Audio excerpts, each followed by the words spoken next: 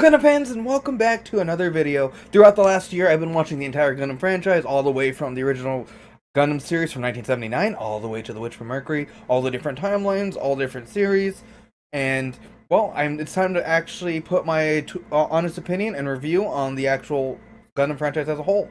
So throughout the next couple weeks, I'm going to be releasing videos on, like, my top 10 favorites, top 10 worst Gundams, tier listing, trying to rank each of the different Gundam mobile suits, some of the non-Gundam mobile suits, some pilots, you know, videos like that. Maybe even some other videos here and there, maybe some games, I don't know. I just really want to make these videos to kind of put Gundams versus Gundam versus Gundam, basically.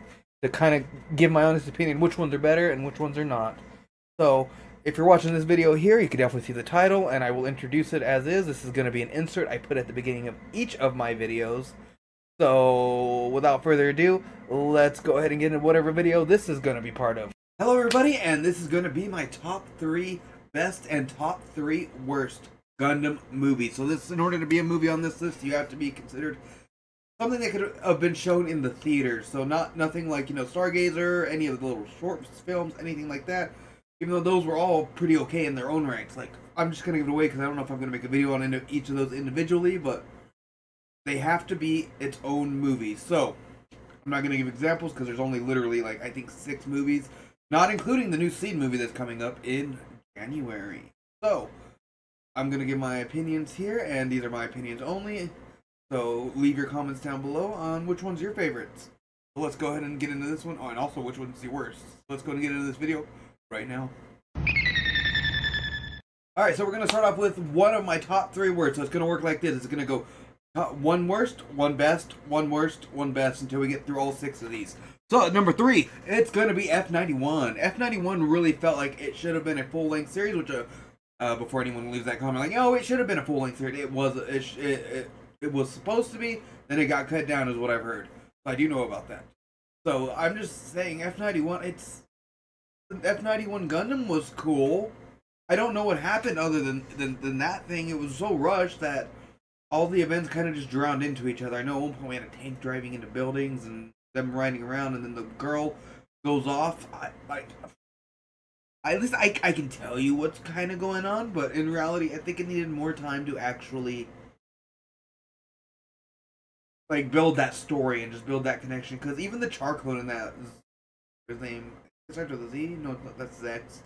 It's with the Charclone in there, which is, I think, literally a Charclone. But I don't really know what's happening with that because it was not explained. We also have a decent mobile armor, I guess. Yes? I don't know. F91 just did not feel good as a movie. Now, if it was a series, that might have changed this whole perspective because, again, from what I understood, it seemed like it had some good story. It just was so rushed again. There's not much more I can say on this one. That's why this is number 3, because it felt like it could have been good. So anyway, that's going to be for my number 3 worst Gundam movie. Alright, and now we're sliding all the way back to the best movies times. So this one's actually going to go to Haway. So, Gundam Haway. Yay, Haway. This movie right here, it's only at number 3 because it's only part 1. I believe there's supposed to be multiple parts, but Netflix is taking their sweet little time with everything like they like to. The One Piece live action that forever, but it wasn't actually there. That was Oda's kind of thing, so we're gonna leave that alone because it came out great. Now Haway, on the other hand, was good. It has one of my favorite mobiles. If you watch my tier list, or whenever it comes out, my tier list, the actual RX 105, which it has some amazing mobile suits. The Masair, whatever, the spiky guys with the brown and red color scheme. They're grunt suits. They look fantastic as grunt suits. The only thing about Haway is who's really the bad guy and who's the good guy. It seems like they're trying to make the Federation out to seem good, but it also seems like they're also making them, bad, but it also makes them seem good at the same time, because it always does that. I think the biggest complaint, like, out of the whole series was, where the fuck was Bright? I get it, he's an old-ass man by now, because Haway is in his, what, 30s, almost 40s probably by this point. Where's Daddy at? We need the Bright slap. It has to have a Bright slap to be a good movie. So maybe in the future movies, they will do that if they ever do. Thank you. Whatever. Now, Haway is still being a goddamn simp from Counterattack. Yeah, still sipping real hard on that one, so I don't think he's gonna get anything done unless a miracle happens. I'm also curious to see what they do with the Penelope, because at the end of the movie, he kind of took out the Penelope. So again, there's supposed to be 3 parts, I believe, for it. So maybe they'll answer that. And maybe we'll get a much more perfected Penelope, because I believe that was supposed to be a prototype for his RX-105. So that is going to be my number 3rd spot for my best movie section. Alright, now we're going to get into my number 2 spot for the worst Gundam movies. My number 2 spot is going to be Endless Waltz. But Endless Waltz, I honestly felt like it was unnecessary. This is maybe one of my worst Gundam series, but Endless Waltz did not contribute anything to the series. It felt just like, again, they just needed something to make money. That's all they cared about. They didn't care about trying to make a good story so people would talk about it for years. It just felt like it was money. And then changing up the mobile suits like they did, those aren't even the same mobile suits. They're not. Tell me otherwise. Like, I know you're going to say otherwise, because they did try to confirm that, but it's not in my head. It will never be. They're not the same. The Heavy Arms is a Heavy Arms 2.0 as far as I give a shit, or a Heavy Arms Green. It's like a green bluish tint. And then, of course, we got the Wing Gundam, Angel Wings. It's just going to be called Angel Wings. Fuck it, because there's like EW, there's fucking Wing. It's the Angel Wing Gundam. There, go, done. We've answered that question. So goddamn confusing. And then, of course, we have all of our friends and foes all fighting together to stop this madness, which the ending wasn't awful. It just didn't feel very... it didn't feel very... like it was completed. It felt like it was completed before the series even started. Like, they Endless Waltz contributed nothing. They could have ended it, and it would have been fine. Cut that one out. Doesn't need to be even mentioned. Like, honestly, if somebody were to start watching, I'm like, don't even bother with Endless Waltz. Just watch Wing. It's already bad, but go watch Wing. So, yeah, that is going to be my number 2 spot. Alright, so this is going to be my number 2nd spot for the best Gundam movies. Now, this one right here is actually, it's on the spot because it has some of the coolest mobile suits. It progresses the story in a very nice way, and that's going to be Char's Counterattack. Now, the actual story of the movie wasn't the most fantastic. Like, woo, great, awesome, because it's older, and for me, older anime has a harder time portraying that story. But even for what it was, I still liked it, and it's like enough to be number 2. It is. Got some of my favorite suits, like the Sazabi, the New Gundam's badass. The High New Gundam, I think, is novels, and same with the Nightingale. Novels are visuals, I can't remember, but still awesome suits. You got Armoru back, and the only really downside to the series is Char. What the fuck was he doing up to this point? Because anime-wise, I never got to see it. I think there's an explanation, like the novels or something, but as far as we know, Char was out fucking making commercials. You watch my top 10 worst animes, or best animes, I can't remember which one I mentioned it exactly in, but I answered where the fuck Char was from Zeta to the Char's Counterattack, and he's out making commercials. He's too busy for that. He's out eating burgers and driving cars. So, and then out of nowhere, he's like, I'm dictator. Got it. So eating all those burgers and cars made you realize your true dream, just being a dictator. So that was my biggest thing with Char's Counterattack, was just Char. Didn't really understand it. It had an awesome moment with the Psycho Bomb going off in the end, and everybody helping out. Like I said, it really set the story in motion, and really set it for whenever I get to my number 1 spot, why that's my number 1 spot. And it's only because of Char's Counterattack, which is why it has to be number 2. It also set my number 3 spot for my favorites list, because it also set those events up perfectly well. And Haway's on this list as well, as I have mentioned in an earlier slot. Char's Counterattack literally set all it up, so it has to be high enough on the list, because it matters. It really set things up perfectly for later on series. Now, is Armor really dead? Is Char really dead? Because, I mean, we got Char Count. Full Frontal is literally Char. You don't tell me otherwise. It's erase Full Frontal, it's Char. It's literally Char. So, good stuff, awesome stuff. Char's Counterattack, we also have the Haway simp, as I mentioned with the Haway. He's simping hard for the girl, even turns and fucking kills his own girl, I think. Somebody explained that to me, where after the whole thing, they let him off because he was a hero, because he should have been arrested and, you know, I think sent to prison because he basically killed his own comrade, but due to him helping out with the events and being a hero of somewhat of a hero, because Armor is a hero in the end, he got let off? Question mark? Haway? So that'll be my number 2 spot for the best Gundam movies. Alright, sitting at my number one worst Gundam. This movie right here was so bad that it literally made me hate the series. I couldn't. The series may be on my favorites list. Like if you watch it, you know which one is maybe really high on that list. But it really pushed the series back on the list. Like I almost debated putting it even higher as the best Gundam series just because of this movie. But then I really took it out, and as I explained, this is all about movies. That one was all about just the series alone. So as a movie, this is going to be Awaken the Trailblazer. Awaken the Trailblazer was god awful. I don't even know what the hell happened throughout that movie. Quanta can teleport, I guess, or Quante, whatever the fuck you want to call it. It teleports. This is a real robot genre, right?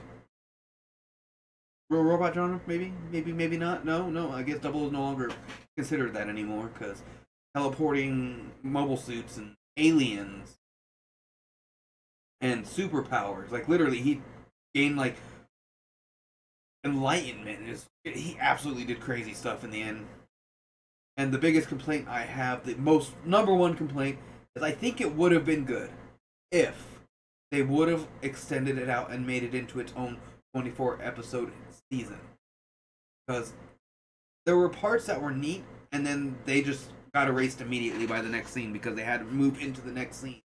So breaking it down and doing like a 24 episode season would have made this at least not in my number one spot. It would have put it at least at like in neutral probably for me because it would have made Double O, maybe even raised Double O on my. But I can't just because Awaken the Trailblazer. The ending just felt so rushed. He takes off. He teleports away and comes back 50 years later when Maria or whatever her name was is a fucking old lady and her kids are doing things and it's like wait. So in Double O they set up all these cool events for you and her to get hooked up in the end. And in the end, you go off into oblivion. She finds some other man, because it might be him. He might have come back, but it doesn't seem like he did, so. She found another man, made some babies, and lived her whole life out. Now she's just an old lady, and you come back randomly, and they're like, hey, I'm back. And she's already, barely able to walk. Because she's so old. You just magically show up. What can I say about Awaken the Trailblazer other than that it just needed more? It was too short, and I think it just would have filled out more. So that's gonna be my number one worst Gundam series. That one right there just it had so much hype from Double O, and I think that's the biggest issue. Double O, the seasons really hyped it up, and then that movie came out, and then instantly all hope and all excitement was just dropped immediately. I felt empty after watching that. The next 2 days after, I was sitting there going, fuck, I don't want to continue the Gundam series. Honestly, I almost thought about it because that movie right there ruined it. Because all the hype to nothing. But anyway, though, that's going to be that number one spot. Alright, sitting at my number one best Gundam movie. This one right here, maybe a shocker, but I don't know if it's a shocker or what. But it's actually going to be narrative. Yeah, that's surprising. I know people hate narrative, but honestly, I appreciated Unicorn and narrative more than I think the average person. Because what I've noticed is a lot of people that get into the Gundam series usually start on Unicorn, or they start with narrative, or they start with Iron-Blooded, or The Witch from Mecury is the biggest one right now. They start with any of those, and they don't quite appreciate the story that was built up to to Unicorn and narrative. And after watching the entire UC and then watching narrative in the order that it, I didn't watch an exact timeline, but I watched it really closely. But narrative really made sense. The fact that it started off right where Double Zeta, right where the bombs dropped, or not the bombs, but the colonies.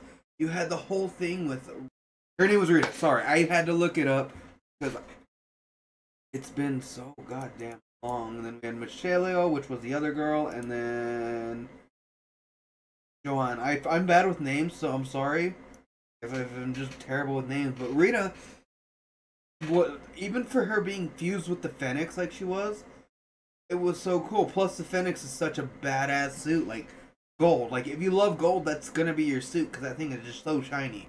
Zoltan was an okay villain. He was a little strange at times. I mean, yeah, I guess that was a downfall for it. But then we got Menagerie back, which was cool.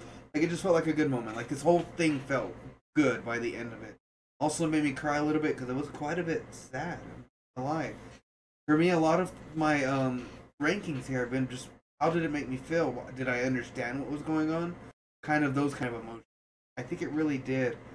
Joan as a main character may not have been the best main character, but he sold it pretty well. I think he did a pretty good job.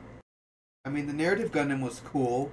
I can't sit there and lie. Then we had the Neon Zeong, which was awesome. I mean, it's just basically the regular Zeong or Neon Zeong from Unicorn. The story elements were there. The fact that they were split up like that, it really brought the UC all together at that point and really just made everything make sense. I really feel bad for those. If anyone here is watching this video, which again, I'm not big, I don't have a huge following, but if I'm catching that one person that wanted to watch the top 10 best and top 10 worst just so they can see what they wanted to avoid, I would say watch everything before you watch narrative, because if you watch narrative, you may not appreciate it as much if you don't watch everything else that came. That's where I'm going to leave it here for narrative. I can go on because I really enjoyed it. I hope they expand more on the whole Phoenix and Unicorn stuff maybe later on, maybe mention it. I honestly think it'd be cool in the UC if they actually mention the unicorns later on. I get it.